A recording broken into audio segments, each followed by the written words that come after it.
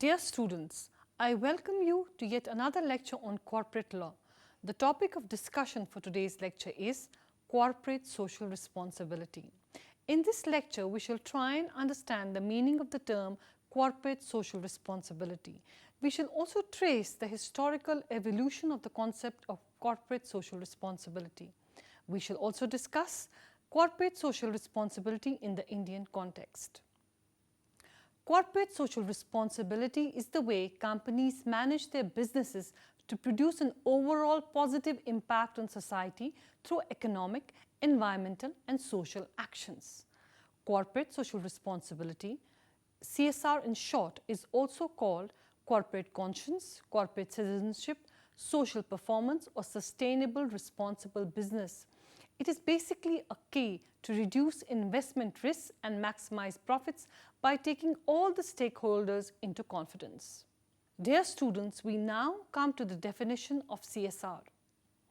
One of the challenges of examining the concept of CSR is identifying a consistent and sensible definition from among a bewildering range of concepts and definitions that have been proposed in literature. A variety of definitions of CSR have been proposed, but a fundamental problem in the field of CSR is that no clear, universally accepted definition of the concept is given, and there is no overall agreement or consensus in the ideal meaning of CSR, making theoretical development and measurement difficult.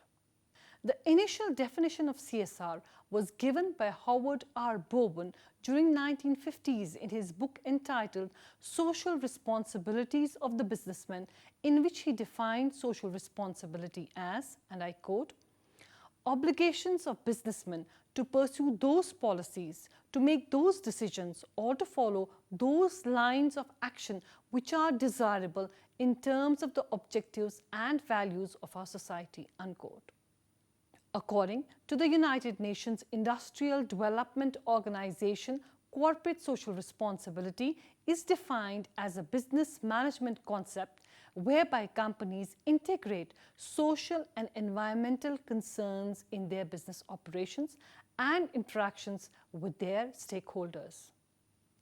CSR is generally understood as being the way through which a company achieves a balance of economic, environmental, and social imperatives while at the same time addressing the expectations of the shareholders and stakeholders.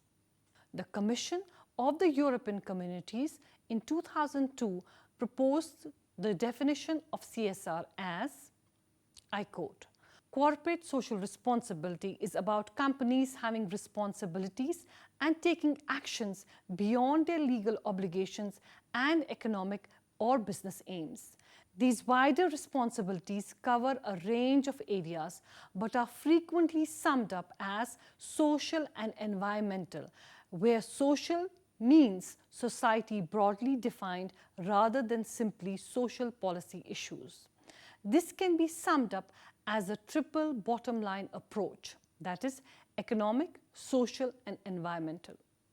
According to the World Business Council for Sustainable Development, CSR is the ethical behavior of a company towards society, management, acting responsibly in its relationship with other stakeholders who have a legitimate interest in the business, and is a commitment by business to behave ethically and contribute to economic development while improving the quality of life of the workforce and their families, as well as the local community and society at large. Wayne Weiser uses CSR in developing countries to represent the formal and informal ways in which business makes a contribution to improving the governance, social, ethical, labor, and environmental conditions of the developing countries while remaining sensitive to the prevailing religious, historical, and cultural contexts in which they operate. While there is no universal definition of corporate social responsibility, it generally refers to transparent business practices that are based on ethical values, compliance with legal requirements, and respect for people, communities, and the environment. Thus, beyond making profits, companies are responsible for the totality of their impact on people and the planet. People constitute the company's stakeholders.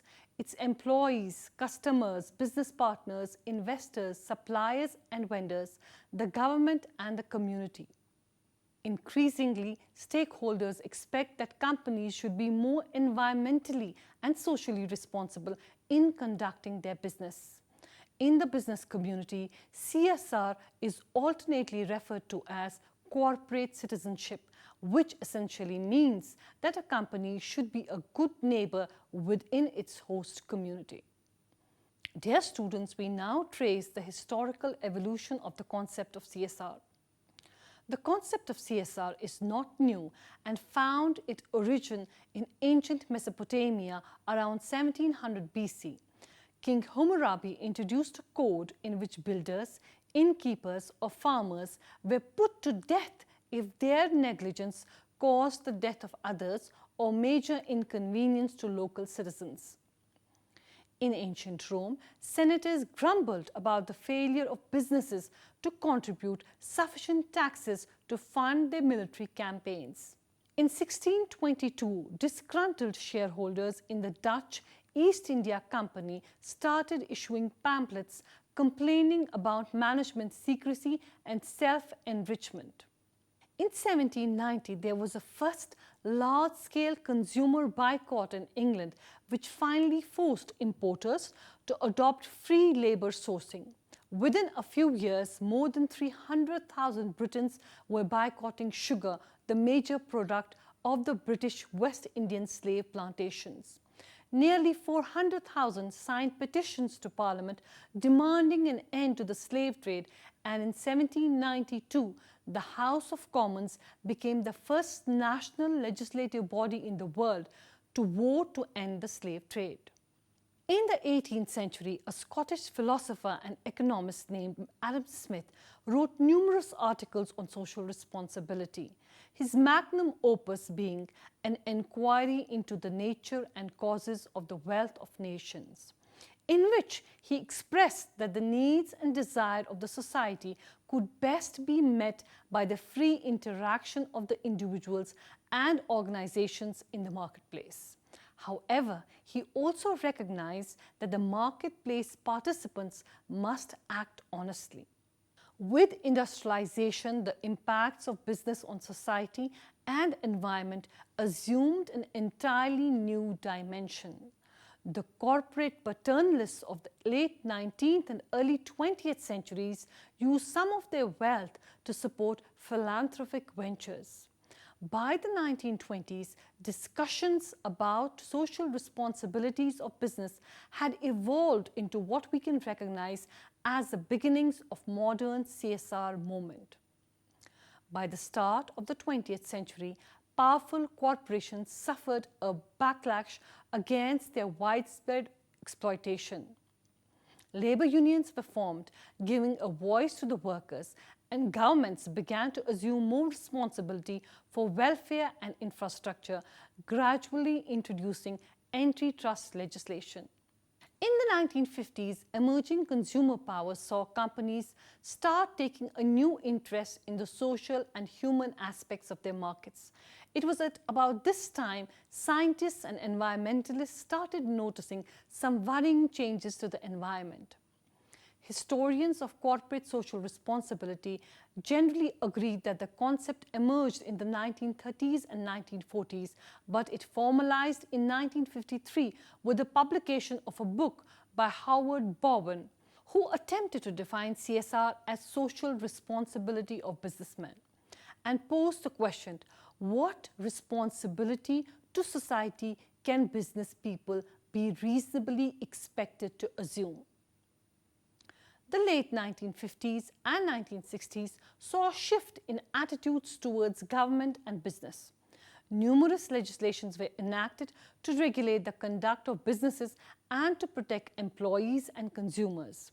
For example, Textile Fiber Product Identification Act of 1958, Fair Packaging and Labelling Act of 1960, Equal Pay Act of 1963, National Traffic and Motor Safety Act of 1966, National Environmental Policy Act of 1969, Truth in the Lending Act of 1969, Clean Air Act of 1970, and so on.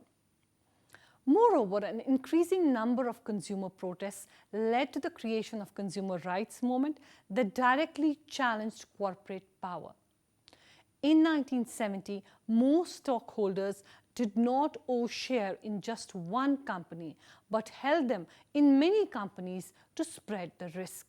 Therefore, they were not interested in maximization of profits in just one company at the possible expense of other companies in which they owned shares. In other words, owners of diversified portfolios would want to achieve social optimization through joint profit maximization and would want to spread social expenditure evenly over all firms to the point where marginal costs equal marginal appropriable benefits.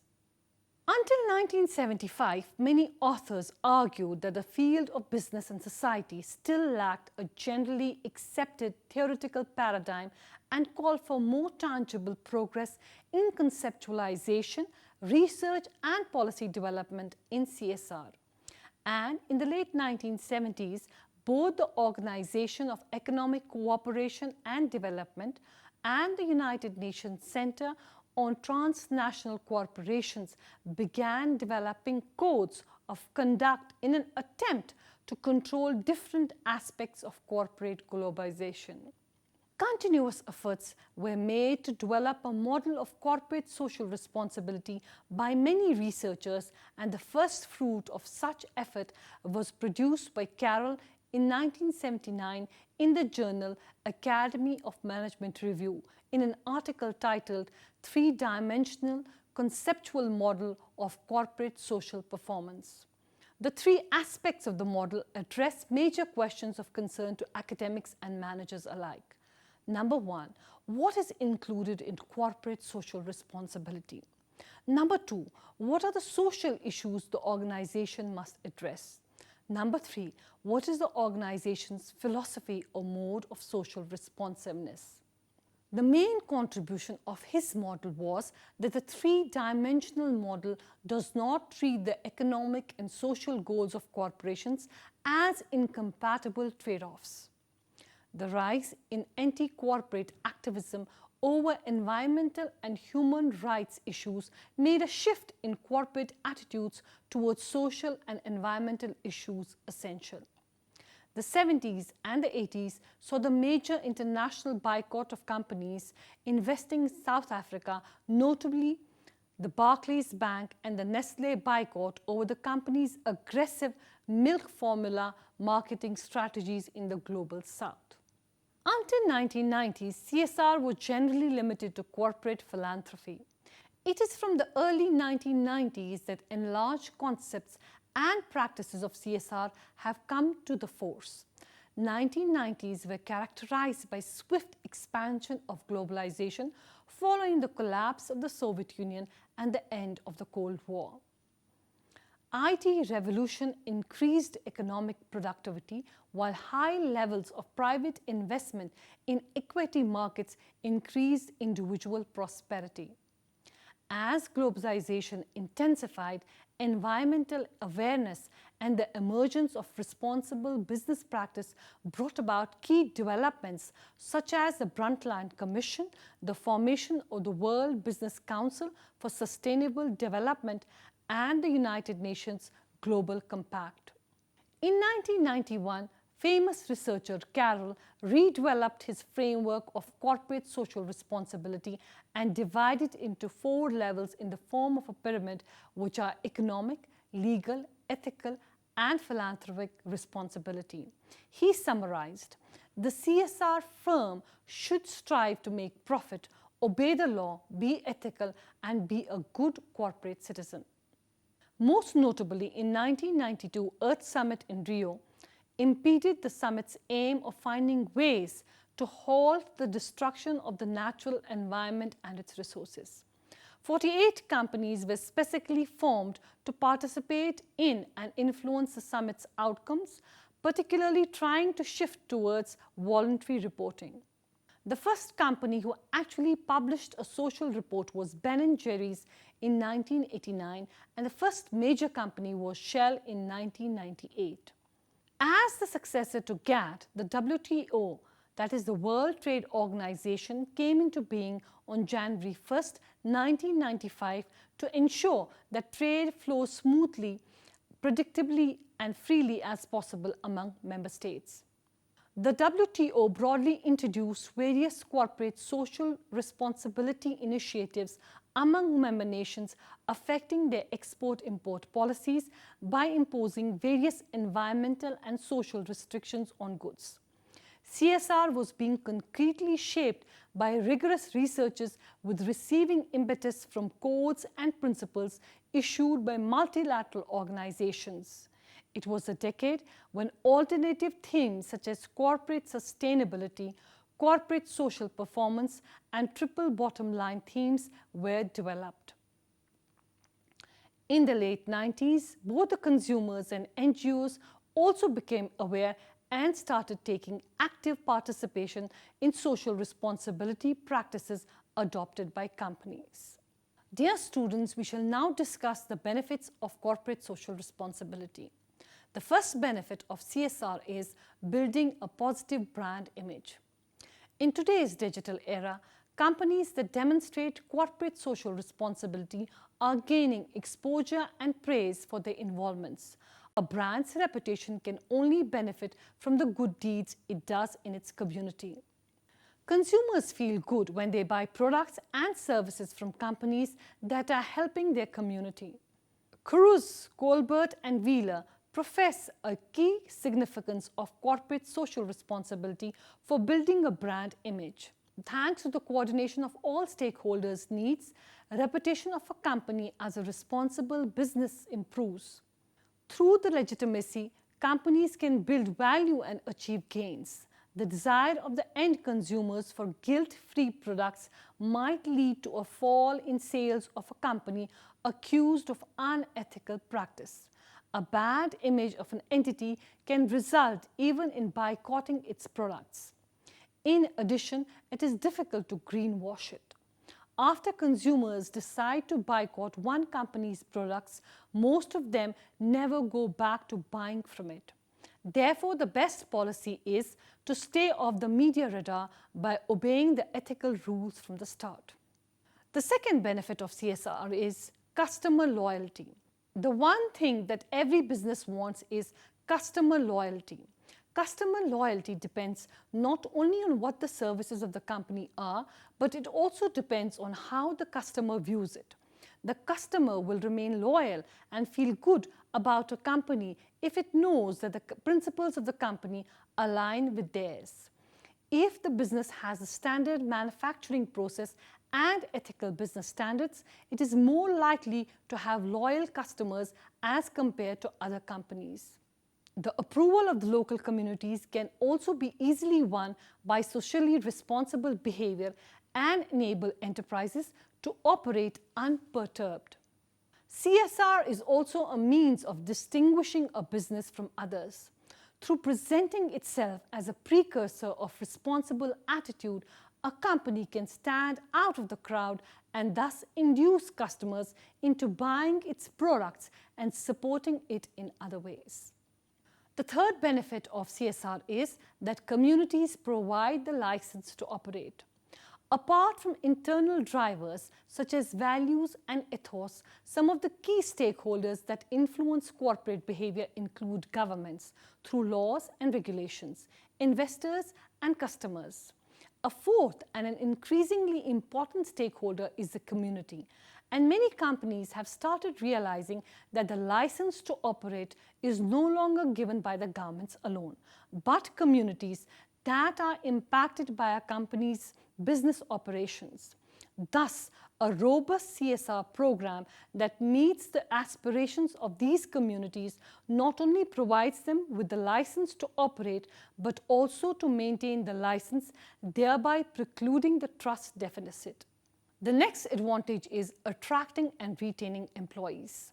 Several human resource studies have linked a company's ability to attract, retain, and motivate employees with their CSR commitments. Interventions that encourage and enable employees to participate are shown to increase employee morale and a sense of belonging to the company. Perry and Towers also mention better motivation of employees as an effect of CSR. Workers are also a part of social responsibility, and as such, they are provoked to further activity, above all at their jobs. A company that boasts of a responsible behavior attracts new talents and retains good workers. Employees want to work for a company with good reputation. The organizational commitment of workers increases as a result of reforming labor practices and increasing protection of human rights. Number of sick days lowers, and thanks to training programs, the rate of work errors also decreases. Also, the employees' turnover decreases, which leads to savings on constant recruitment and training for new workers. Reducing the overtime causes less waste. Working for a longer time without break results in a higher rejection rate.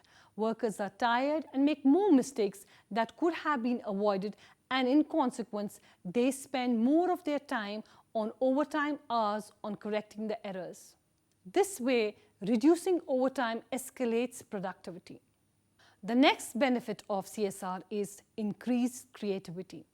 CSR initiatives encourage employees to try new things and get re-energized about their jobs. Through this social involvement, employees feel empowered to start contributing to the bigger picture.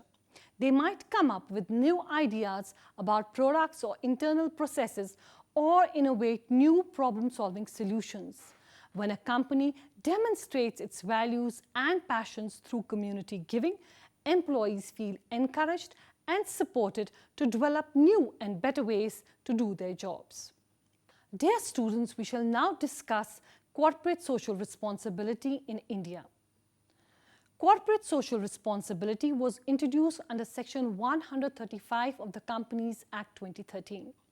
Amongst the various provisions stated by the Act, the Government of India makes it mandatory for a particular class of profitable companies to contribute their share of profits for the cause of social activities through a dedicated procedure prescribed by the CSR rules and regulations. The CSR provisions within the Act are applicable to companies with an annual turnover of Rs 1,000 crores or more, or a net worth of Rs 500 crore or more, or a net profit of Rs 5 crore and more. The Act encourages companies to spend a minimum of 2% of their average net profits earned in the previous 3 years on CSR activities. The Act also requires such companies to constitute a corporate social responsibility committee. Dear students, we shall now discuss the constitution of the CSR committee. Minimum 3 directors are necessary to form a CSR committee.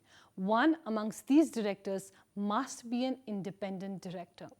However, in unlisted public companies or private companies where an independent director is not required, their CSR committees can be without independent directors. In private companies which have only 2 directors, CSR committees shall have only 2 directors.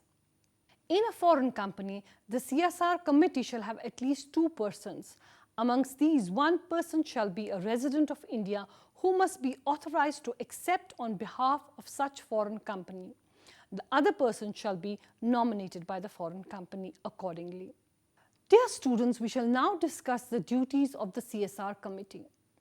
The duties of the CSR committee are: number 1, policy creation to implement the CSR activities according to Schedule 7 of the Companies Act 2013.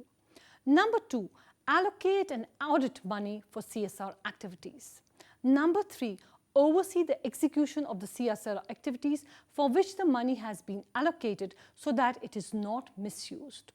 Number 4, regular assessment of profits of the company and ensure that at least 2% of it is spent on CSR activities annually. The next duty is to issue an annual report on various CSR activities undertaken by the company.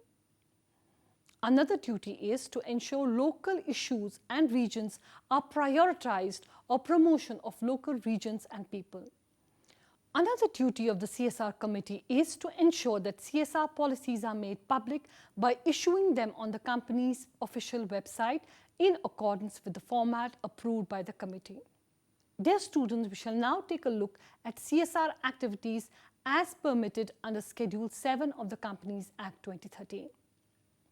The various CSR activities under Schedule 7 according to Section 135 of the Companies Act 2013 and Companies Corporate Social Responsibility Policy Rules 2014 are eradicating hunger, poverty and malnutrition, promoting preventive healthcare and sanitation, and making available safe drinking water. Promoting livelihood enhancement projects as well as education and employment among children, women and the differently abled. Promoting gender equality and empowerment of women. Setting up orphanages, old age homes, daycare centers and other facilities for senior citizens. Promoting measures for reducing inequalities faced by the SEBCs, OBCs, SCs and STs. Providing proper hospital facilities and medicines at a subsidized rate and to improve the maternal health to reduce child mortality. Providing hospital and dispensary facilities with a focus on proper sanitation in order to fight various health-related disease and issues like human immunodeficiency virus, acquired immunodeficiency syndrome, malaria and other disease. Ensuring sustainability and an ecological balance in the environment. Safeguarding flora and fauna, animal welfare, agroforestry, conservation of natural resources and maintaining quality of the soil, air and water. Enhancement of vocational skills by employment, protection of national heritage, art and culture by working towards restoration of historically important buildings and sites and promoting works of art. Promotion and development of traditional Indian arts and handicrafts. Introducing measures for welfare of veterans of armed forces, war widows and their dependents. Training to promote rural or nationally recognized or Olympic sports. Contribution to the PM's National Relief Fund or any other central government fund for the development of the socio-economic issues and SCs, STs, OBCs and minorities. Contributing towards central government approved technology incubators within academic institutions like universities and colleges. Development of slum and rural areas.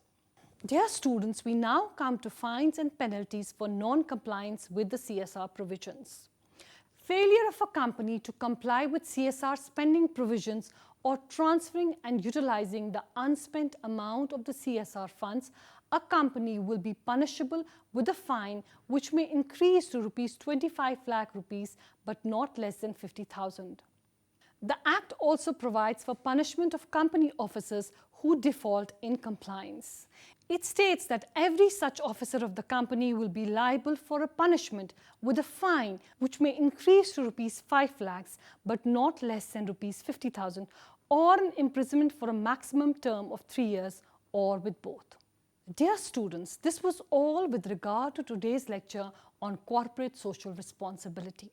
In today's lecture, we tried to understand the meaning of the term corporate social responsibility. We also tried to understand the historical evolution of CSR. We also tried to understand the concept of CSR in India. Hope you have been able to understand the lecture fully. Thank you very much and stay blessed.